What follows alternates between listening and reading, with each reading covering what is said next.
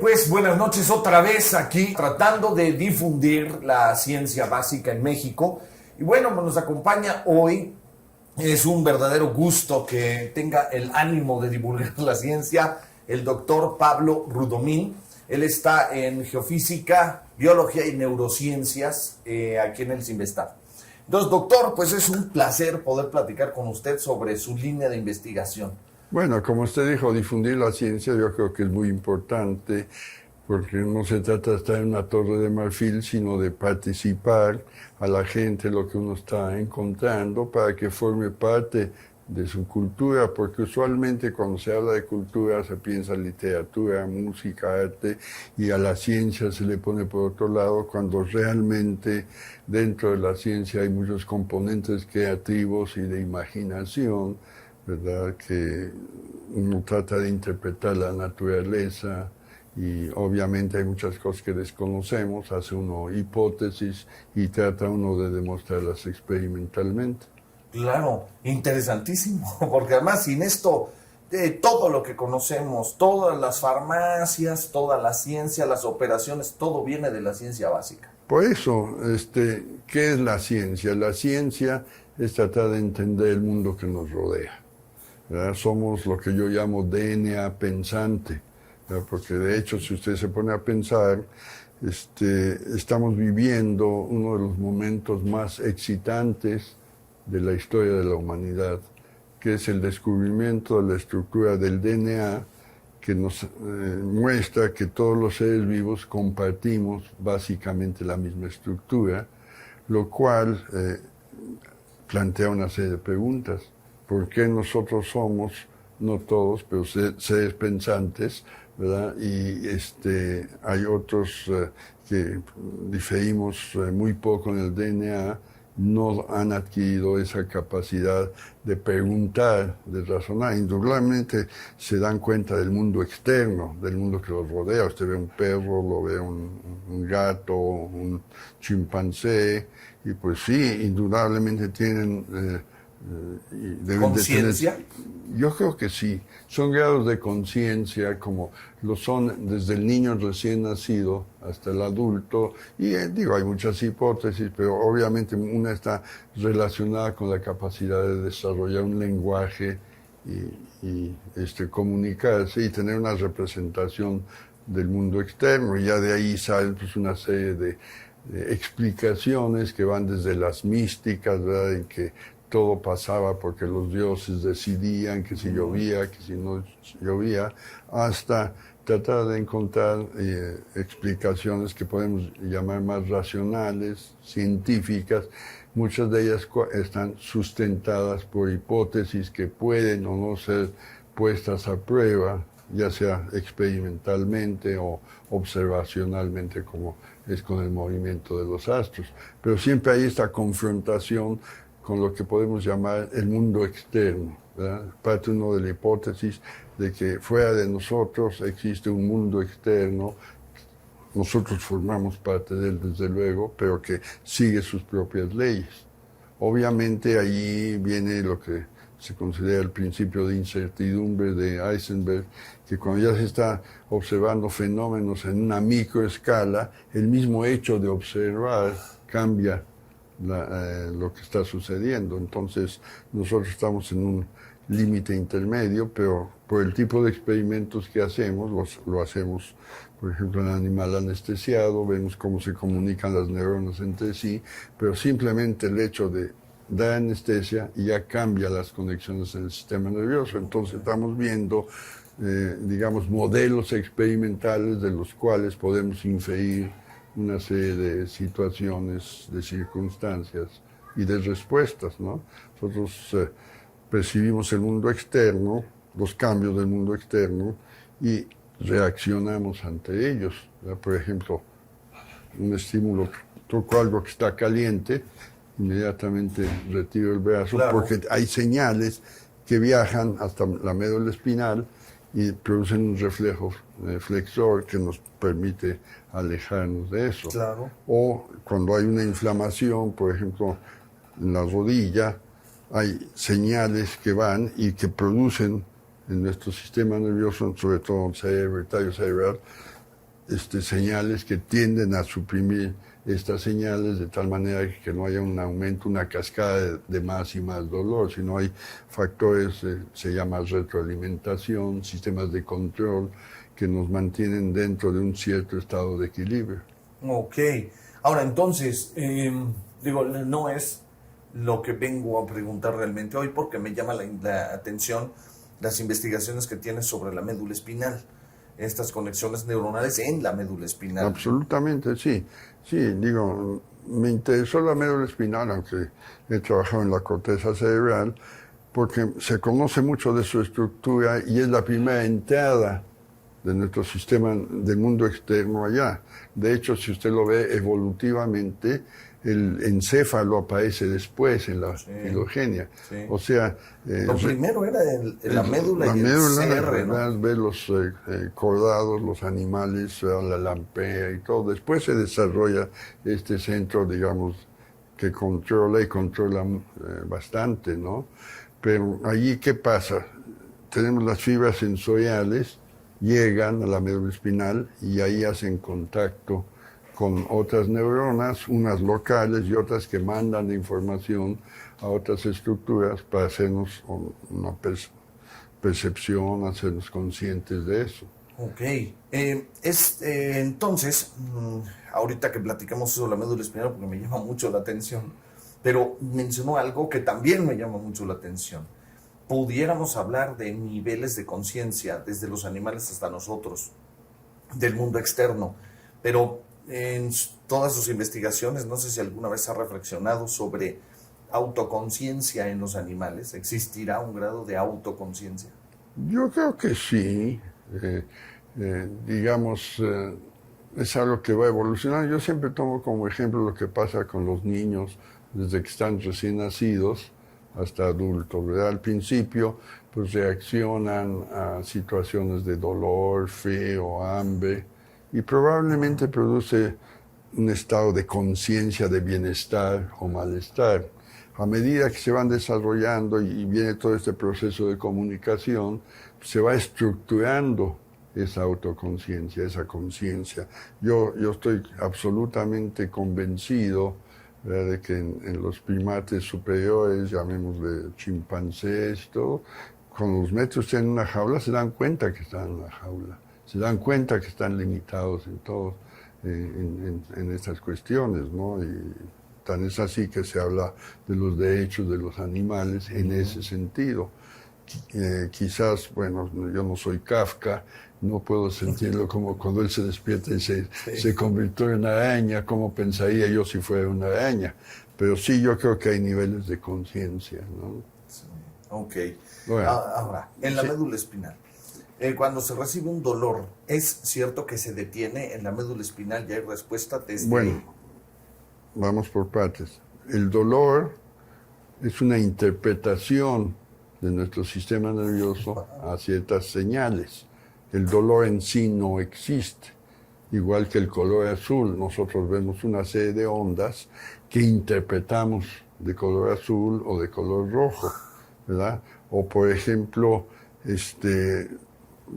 vemos nosotros generalmente en 2 dimensiones. La tercera dimensión es una invención de nuestro cerebro a lo largo de la evolución que nos ha permitido sobrevivir como especie. Piense usted, nuestros ancestros ahí corriendo, escapándose de un león, de un tigre, y ven un árbol salvaje. En 2 dimensiones, ¿de qué rama se agarran? No sabe el sentido de profundidad es fundamental. Entonces, por alguna razón, en la escala evolutiva, aquellos que pudieron desarrollar eso, este sentido de profundidad, pues podían agarrarse de la rama correcta. O vea usted un trapecista que está brincando, que se va a agarrar, pues póngalo usted en 2 dimensiones y todos se caen. ¿Verdad? Sí. Entonces, hay ciertas funciones que son construcciones de nuestro sistema nervioso, y entre ellas el dolor. Ahí yo ponía un ejemplo que creo que fue importante, la luna.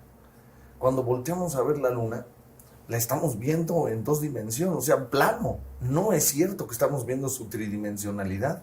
pero nuestro cerebro la fabrica. Bueno, también depende de los contrastes de luces y sombras, ¿no? Exacto. Usted puede, por ejemplo, hacer un dibujo de algo y con las luces y sombras darle la idea de la tercera dimensión, y esto pues ya ve desde el Renacimiento, si usted ve los cuadros, cómo empieza este sentido de profundidad. Antes, pues vea usted digo, no soy un experto en eso, pero si veo los murales egipcios o estos, pues están en dos dimensiones. Todo el sentido de la tercera dimensión es una adquisición, llamémosle cultural, en el arte. Obviamente estaba en las esculturas, eso sí. Claro. Pero le digo, entonces el dolor es una interpretación, por eso nos hablamos de un estímulo nociceptivo, o sea, que produce una destrucción de los tejidos, ya sea real o potencial. Y eso envía señales a la médula espinal. En el caso del ejemplo que le di, si tocamos un cuerpo caliente, las señales que van activan neuronas que activan a su vez músculos. Si voy a flexionar, están activando los músculos flexores e inhibiendo a los extensores y me permiten hacer ese movimiento. Ahora, por muchos años se había pensado, desde el tiempo de Cajal, que la información que iba por las fibras sensoriales, estas cuando llegan a la médula espinal se ramifican. Son muchas ramificaciones que activan muchas neuronas. Entonces ellos pensaban que el flujo de información era como rutas obligadas para todas las trayectorias. Es como si usted fuera de aquí al centro de la ciudad y tuviera que recorrer todas las calles al mismo tiempo. Okay. Lo que nosotros hemos encontrado y que nos ha llevado muchos años es que hay un control del sistema nervioso de tal manera que puede hacer un flujo selectivo de información de acuerdo a el tipo de estimulación y de influencias descendentes. Pueden hacer que la información se dirija a estas células o a otras células. Es como, digamos, un buen policía de tráfico, ¿verdad? Te vas por aquí, te vas por allá, dependiendo de cómo están las circunstancias. Entonces, por ejemplo, cuando nosotros vamos a hacer un movimiento voluntario, antes de hacer el movimiento, milésimas de segundo antes, tenemos en nuestro cerebro una representación del movimiento que vamos a hacer. Hay un mapa.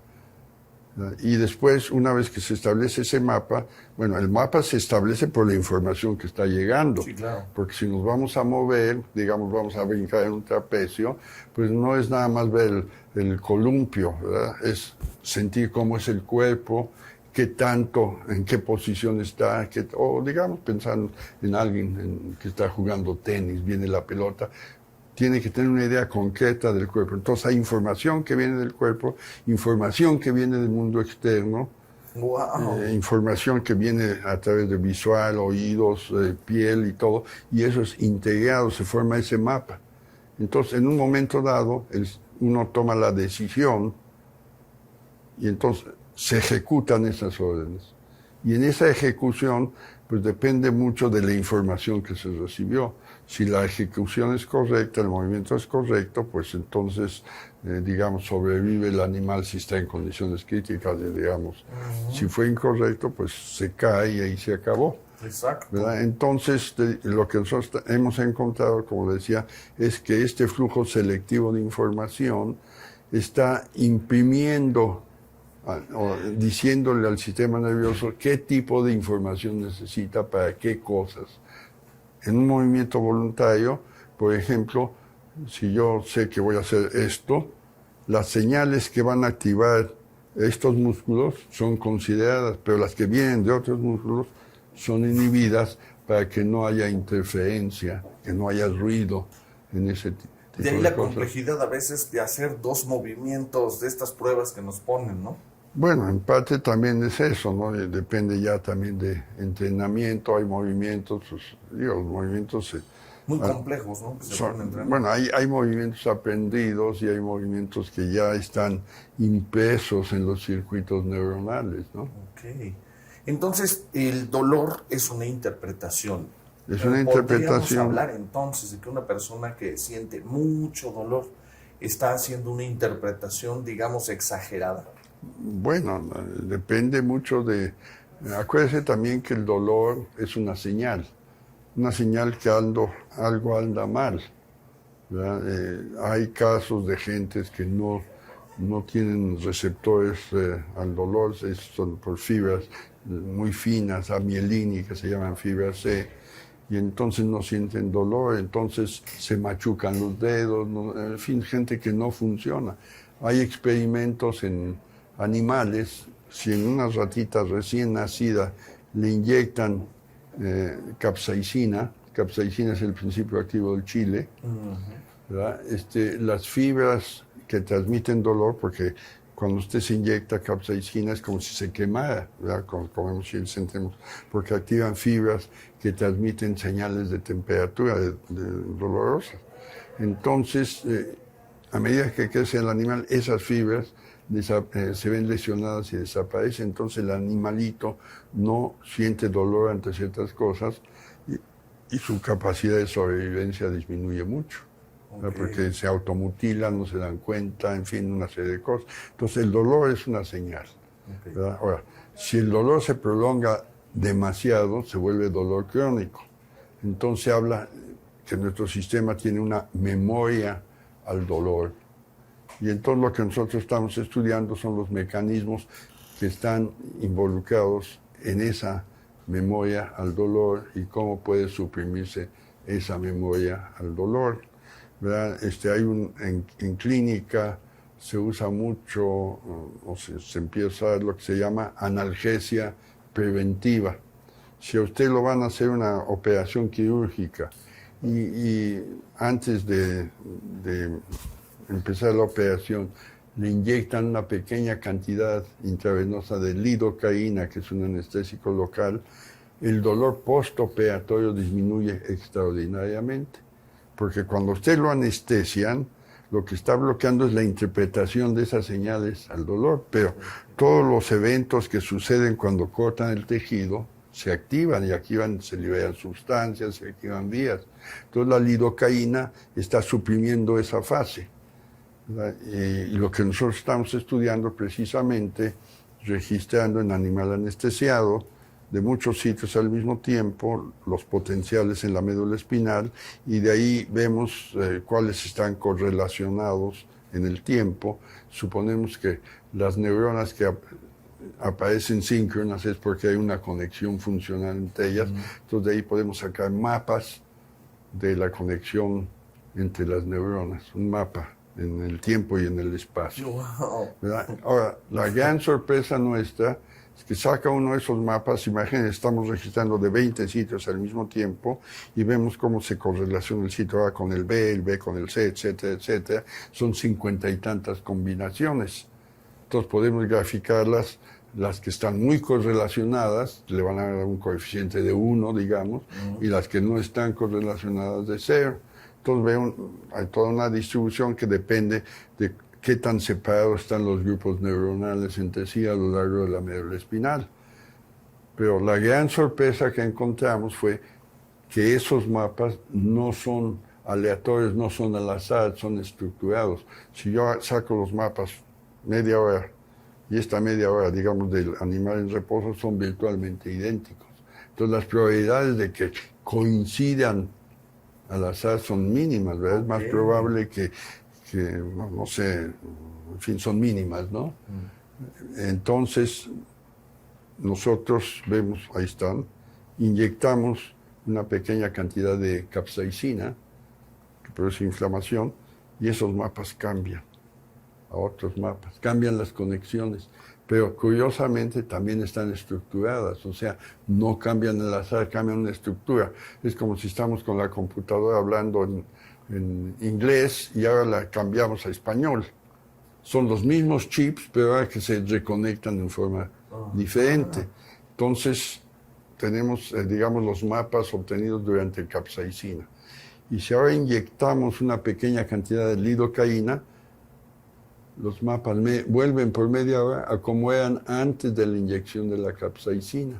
Como que se bloquea el efecto de la capsaicina, como que el sistema se olvidó que estaba interpretando esas señales, pero ese efecto dura media hora. Entonces lo que estamos viendo es cuáles son las estructuras que son afectadas por la lidocaína, dónde está actuando, hemos encontrado que actúa no en la médula espinal, sino en las estructuras supraespinales que están comandando. Acabamos de publicar ahorita un trabajo de estos en una de las mejores revistas del mundo, Journal of Physiology, año, ¿verdad? Que fue recibido con mucho entusiasmo, mucho interés, y ahorita pues estamos estudiando cómo estos mapas en médula espinal se conectan con estos mapas y cómo con lidocaína se desconectan. ¿Verdad? Entonces, ¿verdad? Es como si de repente les seccionaran aquí la cabeza, queda a un lado, y eso es lo que estamos encontrando. Y también estamos viendo maneras, porque esta señal, si algo está correlacionado, ¿verdad? Imagínese usted, yo estoy hablando, le estoy mandando señal y aumenta el ruido ambiente. Entonces, aunque usted y yo me manden la misma señal, por el ruido ambiente ya no la puedo distinguir. Exacto. Entonces estamos viendo mecanismos de cómo aumentar ese ruido de tal manera que cancele la información dolorosa. De tal manera que no usando drogas, sino usando las mismas señales fisiológicas, para cancelar la información. Es otra forma de ver las cosas, ¿no? Claro. Yo cancelo información. Sería acertado decir que se puede cancelar la información, la interpretación del dolor a través, no sé si es una tontería, de observar y poner atención a algo sumamente atractivo. Que el cerebro se desvíe. Bueno, puede, en principio puede. Bueno, ya ve usted estos ¿cómo se llaman? Individuos que se pueden poner en trance, están bloqueando la transmisión en ciertos sitios. Entonces, inclusive los faquíes, esos que se echan gasolina, les prenden un cerillo y no se mueven, no hay reflejo. Pueden inhibir completamente eso. Ahora, la cuestión es, en condiciones normales, sabemos, por ejemplo, se quema usted aquí, y si se hace estimulación así táctil ligera, disminuye la sensación dolorosa, porque las señales táctiles están interfiriendo con las señales que están señalando el dolor y hay una inhibición a nivel del sistema sensorial. Ahora, esta activación así pues es natural, pero puede tener ciertas estructuras estadísticas que cancelen la información en una forma más eficiente. Esa es una manera de cómo estamos estudiando ahora estas cuestiones. Y es interesante y me llama la atención. Podríamos no usar drogas y generar distractores de recepción sensorial. Por eso es que venía la pregunta. Si se pueden usar los distractores sensoriales, probablemente pudiéramos usar distractores mentales de concentración.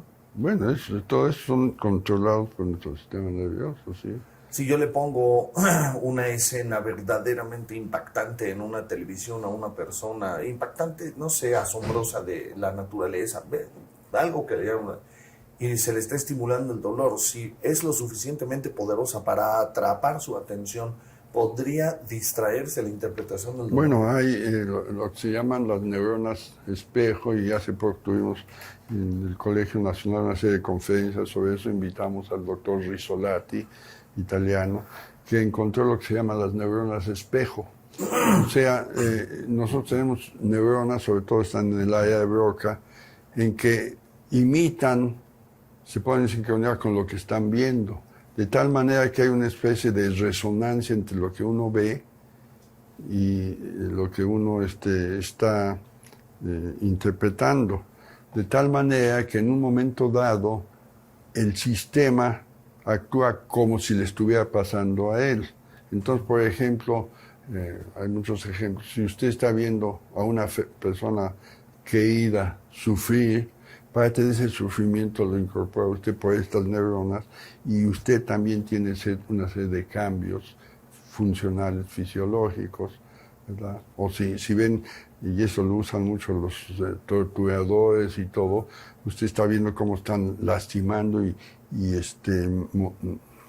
molestando a alguien, le entra a usted un miedo, ¿verdad? Y incorpora dentro de sí esas experiencias.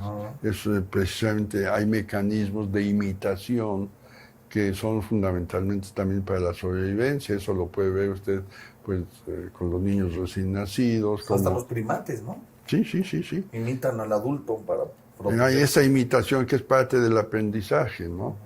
Entonces, podemos incorporar, así como se habla miedo, memoria al dolor, también hay el miedo. El miedo también implica una serie de reacciones fisiológicas que se pueden condicionar y que activan grupos específicos de neuronas, ¿no? Entonces, aquí el punto interesante es entender cómo se relacionan los distintos grupos neuronales entre sí y cómo pues, pueden dar lugar a distintas situaciones, ¿no?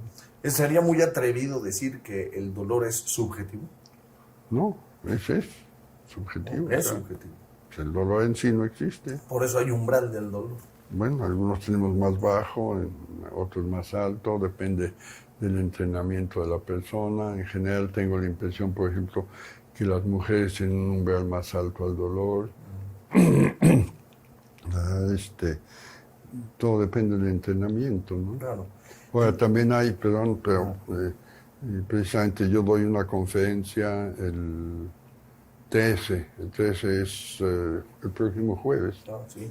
de mañana en 8 en el Colegio Nacional, sobre capsaicina y por qué nos hacemos adictos al chile. Al chile. ¿Y cómo es una interpretación? Porque nos está lastimando, pero ahora es rico. Eso, nos lastima y vienen estas respuestas de nuestro sistema nervioso que trata de inhibir eso, y entre las mecanismos que usa hay la liberación de endorfinas, que son nuestras morfinas internas. Entonces da una sensación de placidez. Entonces por eso hasta puede llegar a la adicción, no es a la capsaicina, sino a los efectos de estímulos dolorosos.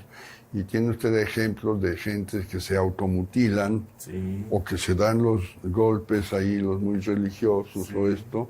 Eso produce dolor y produce liberación de endorfinas y otros productos que los hacen sentir bien.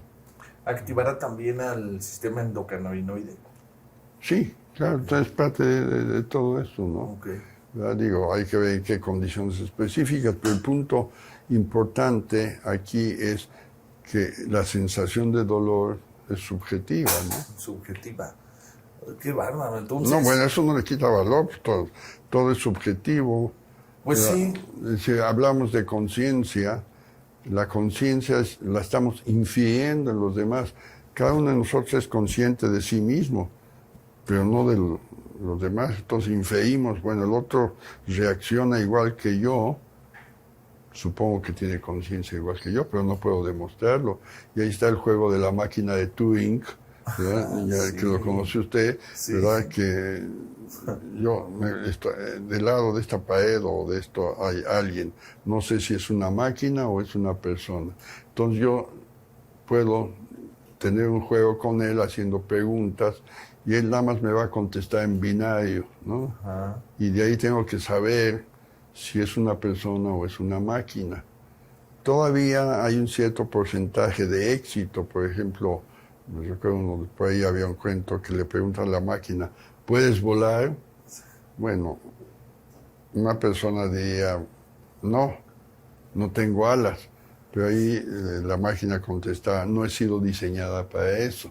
O sea, hay cierto tipo de respuestas, de construcciones que hacen pensar más en una respuesta automatizada que una respuesta consciente. Pero ya ve que se discute mucho si podemos algún día generar máquinas que sean autoconscientes.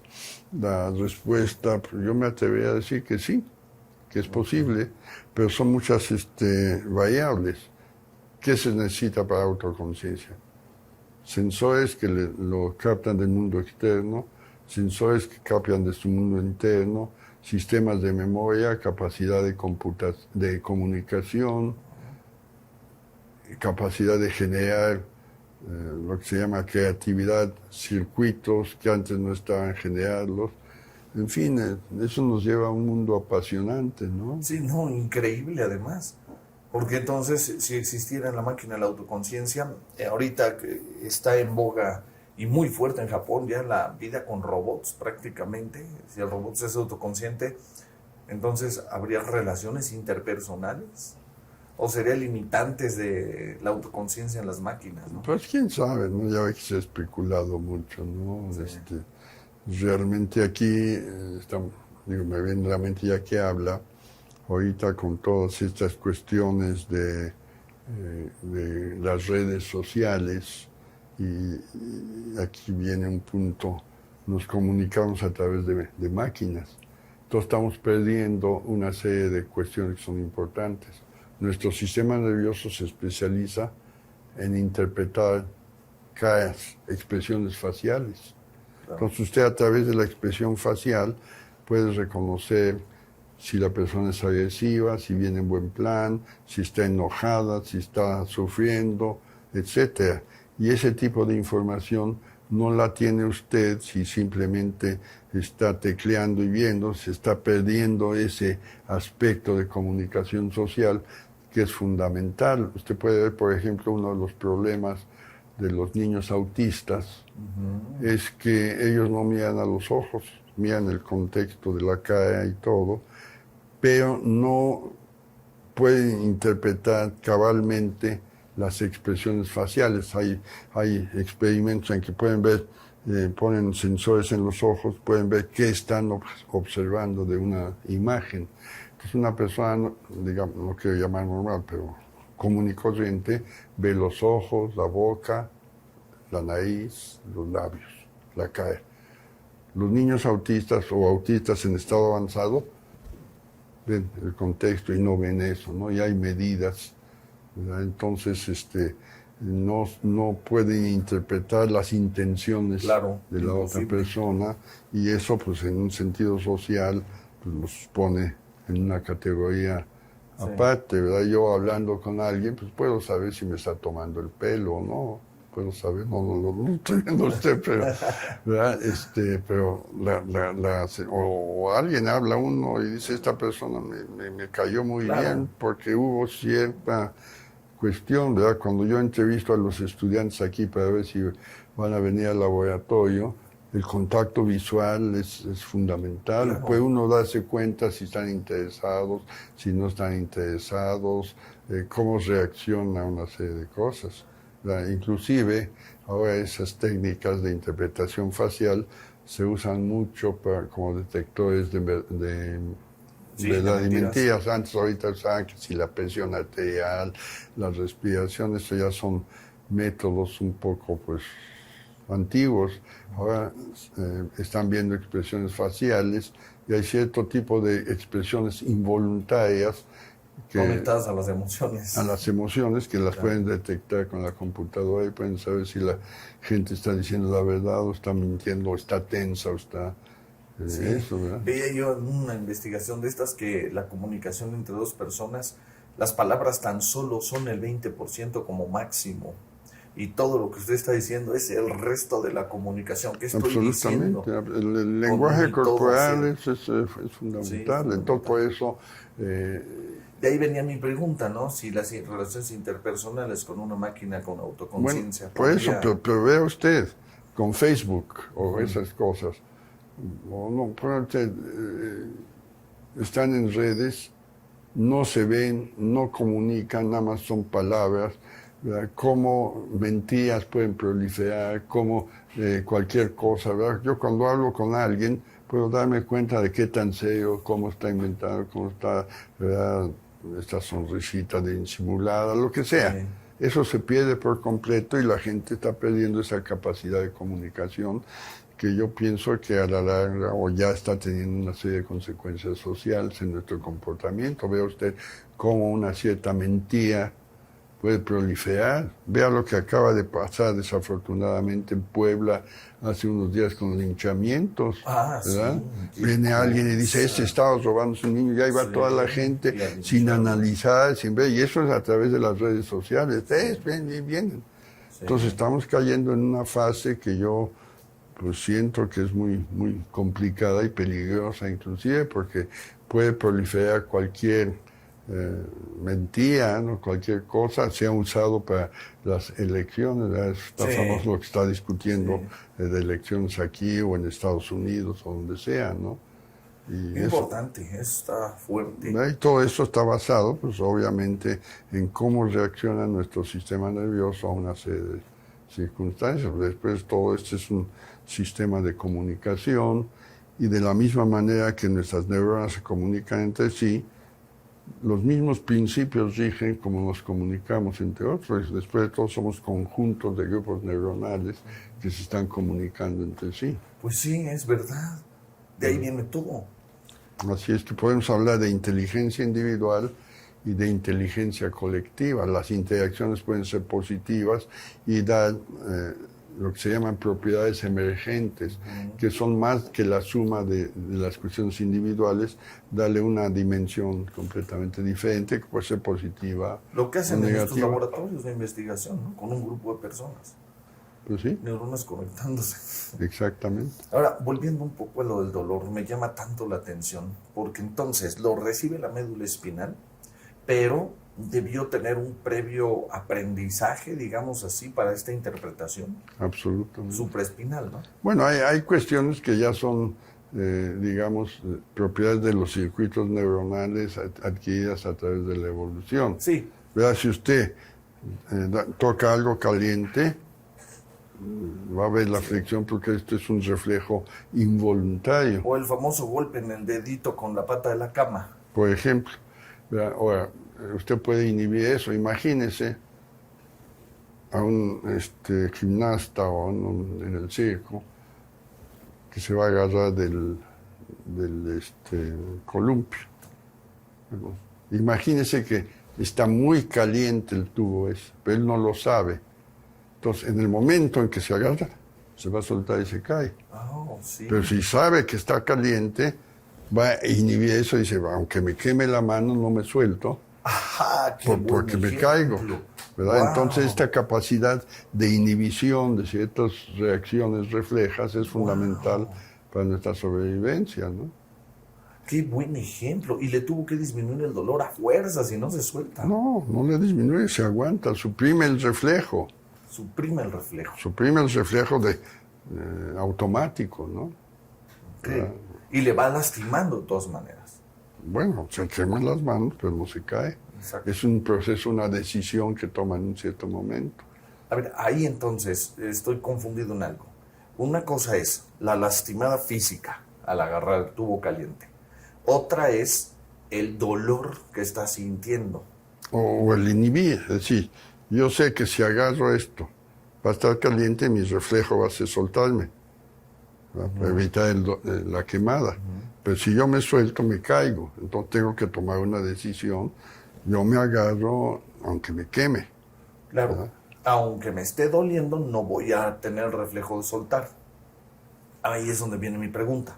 Ese dolor, con independencia de que se lastime la mano y con independencia de inhibir el reflejo, ¿el dolor se minimiza o se mantiene en la misma intensidad? Bueno, vea usted la gente que está peleando, ¿verdad?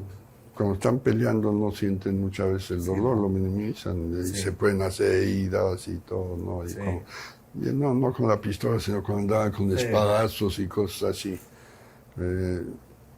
Hay situaciones también pues, en que se puede controlar el dolor, a veces fácil o a veces no tan fácil, depende del tipo de dolor, ¿no?